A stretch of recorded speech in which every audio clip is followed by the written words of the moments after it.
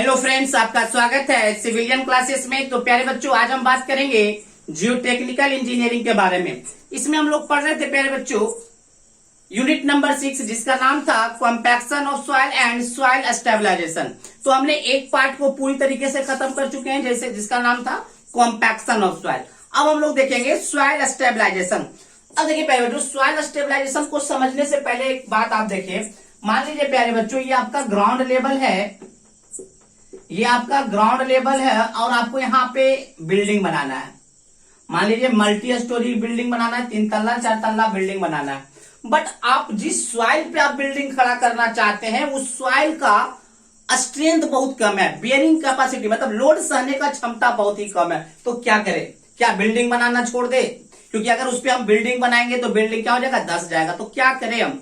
तो मेरा एक ही काम बचता है प्यारे बच्चों कि इस मिट्टी को यहाँ जहां पे हमको घर बनाना है उस जगह के सॉइल को क्या करें, उसके फिजिकल प्रॉपर्टीज को बढ़ाएं, उसके स्ट्रेंथ को किसी प्रकार से बढ़ाने का कोशिश करें। तो प्यारे बच्चों, अगर किसी वीक सॉइल को कमजोर सॉइल की स्ट्रेंथ को बढ़ाना, उसके फिजिकल प्रॉपर्टीज को बढ़ाने का जो प्रोसेस है, जो टेक्निक है, वही क्या कहलाता है, सॉइल स्टेबलाइजेशन। हमने क्या बोला कि मान लीजिए प्यारे बच्चों, कोई सॉइल है जो वीक सॉइल है, उस वीक सॉइल पे हमको घर बनाना है। अब क्या करें? वीक सॉइल पे घर बनाएंगे तो घर धंस जाएगा। तो क्या करें हम? तो प्यारे बच्चों, मेरा एक ही काम बचता है। वो क्या बचता है कि उस सॉइल के स्ट्रेंथ को बढ़ाया जाए, मतलब उसके फिजिकल प्रॉपर्टीज में इनहेंस किया जाए, उसके प्रॉपर्टीज को इनहेंस बढ़ाया जाए, है ना।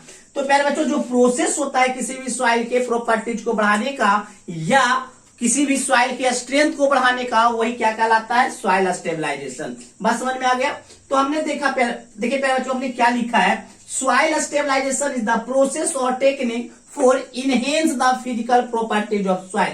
हमने बोला प्यारे बच्चों, सॉइल स्टेबलाइजेशन एक ऐसा प्रोसेस है, एक ऐसा टेक्निक है जिससे किसी भी सॉइल के फिजिकल प्रॉपर्टीज में इनहेंस किया जाए, मतलब उसके फिजिकल प्रॉपर्टीज को बढ़ाया जाए, मतलब अच्छा किया जाए। बस इनहेंस का मतलब अच्छा करना, है ना।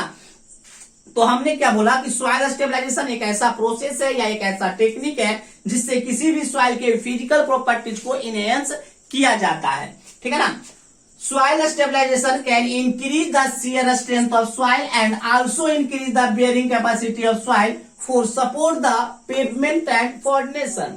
हमने क्या बोला प्यारे बच्चों कि सॉइल स्टेबलाइजेशन क्या करता है, उस सॉइल के शियर स्ट्रेंथ को बढ़ा देता है। शियर स्ट्रेंथ करने का मतलब क्या है कि अगर उस सॉइल का शियर स्ट्रेंथ बढ़ जाएगा तो वो शियर में फेल नहीं करेगा, और उसके बियरिंग कैपेसिटी को भी बढ़ाता है। बियरिंग कैपेसिटी कहने का मतलब क्या है, सॉइल के लोड कैरिंग कैपेसिटी को बढ़ाता है। बात समझ में आया? तो प्यारे बच्चों, हमने अच्छा ये बताइए, लोड कैरिंग कैपेसिटी अगर बढ़ाएंगे तो ही तो, मान लीजिए हमको घर बनाना है तो घर का फाउंडेशन आराम से सपोर्टिव रहेगा, मतलब आराम से सह सकता है उस बिल्डिंग के लोड को। अगर हम सड़क पेवमेंट बनाना चाहते हैं, मतलब पेवमेंट का मतलब होता है रोड, क्या होता है, रोड मतलब हाईवे। तो पेवमेंट अगर हम बनाना चाहते हैं, अगर हैवी व्हीकल जाएगा, भारी भारी गाड़ी जाएगा, मान लीजिए 16 चक्का का ट्रक जाएगा, तो कैसे लोड उसका सहेगा? तो उस जगह का सॉइल के शियर स्ट्रेंथ के बियरिंग स्ट्रेंथ को बढ़ाना होगा। तो यही बात लिखा है कि soil stabilization can increase the shear strength of soil and also increase the bearing capacity of soil. हमने क्या बोला, सॉइल स्टेबलाइजेशन से आप उस सॉइल के शियर स्ट्रेंथ को बढ़ा सकते हैं, उस सॉइल के बियरिंग कैपेसिटी को बढ़ा सकते हैं, ताकि वह जो सॉइल जो है ना, आराम से पेवमेंट मतलब रोड या बिल्डिंग के फाउंडेशन को आसानी से सपोर्ट कर सके। बात समझ में आ गया प्यारे बच्चों? सॉइल स्टेबलाइजेशन का मोटा मोटी बात समझ में आपको आ गया होगा कि सॉइल स्टेबलाइजेशन एक ऐसा टेक्निक है, एक ऐसा प्रोसेस है जिससे हम किसी भी सॉइल के फिजिकल प्रॉपर्टीज को इनहेंस करते हैं। दैट मीन्स उसके शियर स्ट्रेंथ को बढ़ाते हैं, दैट मीन्स उसके बियरिंग कैपेसिटी को बढ़ाते हैं, जिससे कि वो आसानी से पेवमेंट और बिल्डिंग के फाउंडेशन को सपोर्ट कर सके। बात समझ में आ गया? अब हम बात करेंगे बेनिफिट्स ऑफ सॉइल स्टेबलाइजेशन। अब हम ये बात करना चाहते हैं कि सॉइल स्टेबलाइजेशन का क्या बेनिफिट्स है। तो प्यारे बच्चों, सॉइल स्टेबलाइजेशन का क्या बेनिफिट्स है, तो हमने यहां पे लिखा है कि शियर स्ट्रेंथ को बढ़ा देता है, बियरिंग कैपेसिटी को बढ़ा देता है। कुछ और हम देखते हैं प्यारे बच्चों कि क्या बेनिफिट्स है। तो following are the benefits of soil stabilization. तो पहला क्या है, टू डिक्रीज द परमेबिलिटी। तो प्यारे बच्चों, पहले आप ये सोचिए कि what is permeability. What is permeability? तो आपको पता होगा प्यारे बच्चों कि परमेबिलिटी क्या है। परमेबिलिटी सॉइल का वह फिजिकल प्रॉपर्टीज है जिससे जिससे क्या होता है, इजिली पानी सॉइल मास से पास कर जाता है। तो जितना ज्यादा पानी पास करेगा उतना ज्यादा क्या होगा, परमेबिलिटी होगा। और पानी कब पास करेगा, जो जितना ज्यादा वॉइड होगा उतना ज्यादा आसानी से पानी पास करेगा। अब ये बताइए कि वॉइड ज्यादा तो पानी पास ज्यादा करेगा, पानी ज्यादा पास करेगा, दैट मीन्स परमेबिलिटी ज्यादा होगा। तो अगर हम चाहते हैं प्यारे बच्चों की लोड ज्यादा से ज्यादा सहे, उसके बेयरिंग कैपेसिटी को बढ़ाना चाहते हैं, तो वॉइड को कम करना पड़ेगा। और वॉइड कम होगा तो पानी पास कम होगा, और पानी पास कम होगा तो परमेबिलिटी भी कम होगा। तो दैट मीन्स सॉइल स्टेबलाइजेशन की मदद से आप किसी भी सॉइल के परमेबिलिटी को डिक्रीज कर सकते हैं, है ना। नेक्स्ट है to reduce the thickness of pavement. इसको समझिए प्यारे बच्चों, हमने क्या बोला, किसी भी पेवमेंट के थिकनेस को कम करता है। देखिए कैसे, मान लीजिए प्यारे बच्चों आपको रोड बनाना है, मतलब पेवमेंट बनाना है। ये है आपका पेवमेंट जिसपे की गाड़ी चलने वाला है ना। तो अब देखिए प्यारे बच्चों, जो पेवमेंट बनता है वो बहुत सारे लेयर से बनता है। ये सब हम बात करेंगे हाईवे इंजीनियरिंग में, जो कि 5th सेमेस्टर में पढ़ना है कि कितने लेयर में बनता है। तो प्यारे बच्चों जब हम हाईवे बनाते होंगे तो बहुत सारा लेयर होता है, सारे लेयर का कुछ ना कुछ थिकनेस होता होगा। अब देखिए जिस सॉइल पे हम पेवमेंट बना रहे हैं, जिस सॉइल पे, मान लीजिए ये सॉइल है प्यारे बच्चों, ये सॉइल है, तो जिस सॉइल पे हम पेवमेंट बना रहे हैं अगर वो सॉइल कमजोर है तो आपको थिकनेस ज्यादा देना होगा।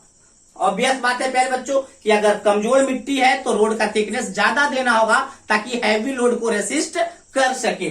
तो प्यारे बच्चों हमने क्या बोला कि अगर हम सॉइल को पहले से ही स्टेबलाइज कर दे, मतलब उसके सॉइल के बेयरिंग कैपेसिटी को बढ़ा दे, तो पेवमेंट के थिकनेस को ज्यादा देने की जरूरत नहीं पड़ेगा। दैट मीन्स पेवमेंट के थिकनेस को हम कम कर सकते हैं। तो प्यारे बच्चों अगर आप चाहते हैं कि पेवमेंट का थिकनेस कम दे तो आपको पहले से ही सॉइल के स्टेबलाइज करना होगा। दैट मीन्स सॉइल के बेयरिंग कैपेसिटी, सॉइल के शियर स्ट्रेंथ को इंक्रीज करना होगा। तो इनडायरेक्टली हम ये भी बोल सकते हैं कि अगर आप सॉइल के स्टेबलाइज कर देते हैं तो आप पेवमेंट के थिकनेस को कम कर सकते हैं। तो हमने यही लिखा है to reduce the thickness of pavement. आप अगर सॉइल को स्टेबलाइज करते हैं तो पेवमेंट के थिकनेस को आप आराम से कम कर सकते हैं।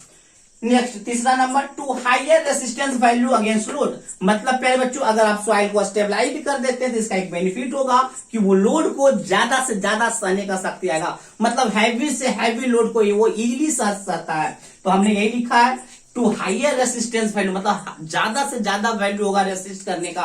क्या रेसिस्ट करने का? अगेंस्ट लोड, मतलब लोड को सहने का शक्ति बढ़ जाएगा। Next to reduction in plasticity. जब आप वॉइड को कम कर दिए, उसको स्टेबलाइज कर दिए तो उसका प्लास्टिसिटी नेचर घट जाएगा।